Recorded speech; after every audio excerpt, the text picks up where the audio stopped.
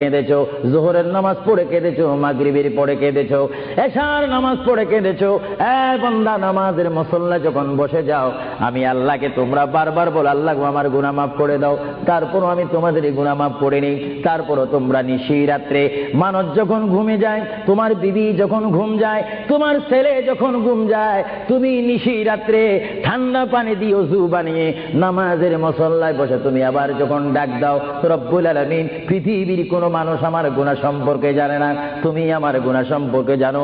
আমি এমন গুনাহ করেছি আমার বিবি জানে না, বিবি গুনাহ করেছে আমি জানি না। আল্লাহ, তুমি সব কিছু জানো।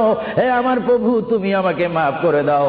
আমার আল্লাহ বলে, তারপরও যদি তোমাদেরকে আমি মাফ না করি, তারপরও বান্দা তোমরা আমার রহমতের দরজা থেকে ফিরে যাইও না। আমি তোমাদেরকে হুকুম দিচ্ছি, ওয়ালাউ আন্নাহুম ইয যালামু আনফুসাহুম জাউকা